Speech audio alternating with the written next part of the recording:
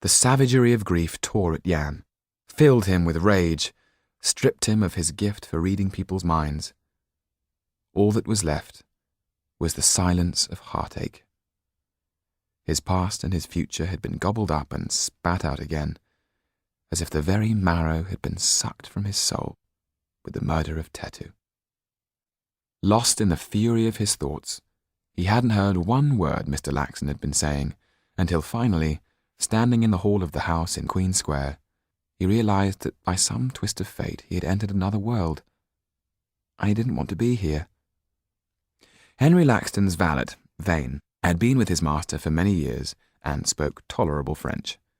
He took Jan upstairs and showed him a large bedchamber, dominated by a four-poster bed and smelling of oranges. They reminded Jan of hot summers and journeys with Tetu. Behind a screen at the far end was another door that led to a small antechamber, and there by the fire sat a bath filled with steaming hot water. What it was doing in the room, Jan wasn't sure, until Vane started solemnly rolling up his sleeves and said that Sir was to take a bath. Jan made for the door, but to no avail. Vane was dog-like in his determination, with a wiry strength that took Jan by surprise. Finally, defeated by exhaustion and the lack of sleep, he resigned himself to drowning. He was washed and scrubbed until the water was as filthy as the Seine, and his skin tingled all over. Wrapped in a large housecoat, he sat in front of the fire while a barber set about cutting off his long black locks and vigorously rubbing a lotion into his scalp, for the express reason, so he said, of ridding Jan of fleas. Vane then set about dressing Jan as if he were a tailor's dummy. Finally he tied a cravat round his neck and set a looking-glass before him. If it hadn't been for the anger in his face, Jan would have said he was staring at someone else. Vane took Jan down to the sitting-room to present him to Mr. and Mrs. Laxton. "Well, look at you, sir," said Mr. Laxton in his perfect French. "To the manner born, I would say." Jan, not knowing what was expected of him, bowed stiffly. All this felt as if it were happening to someone else, that he was simply an actor upon the stage. "You have met my niece, Sido de Villeduval, I gather," said Mrs. Laxton. Jan looked at her. Was he dreaming? Or did she look like Sido? "Yes." "And was she well?" Was she well?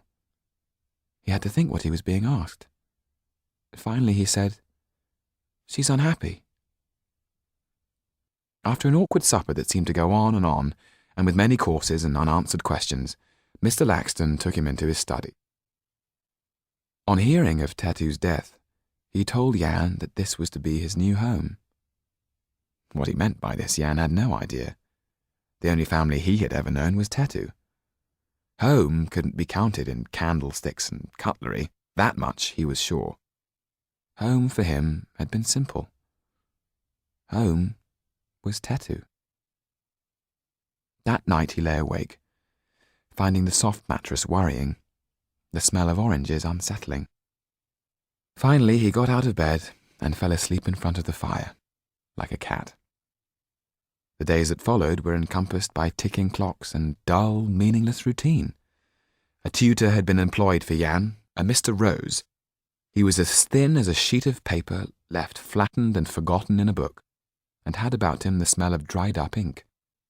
Knowledge had been beaten into him, and he saw no reason why it shouldn't be beaten into every other child. His philosophy of education was not one he had shared with Mr. Laxton. One day Mr. Rose, in a fit of temper, threw a book at Jan, hitting him on the head. Jan got up and calmly took the cane from his terrified tutor, breaking it across his leg before delivering a knockout blow. Mr. Rose lay stretched out cold on the wooden floor, his nose bleeding profusely. Jan went down the stairs to Mr. Laxton's study and told him exactly what he had done and why.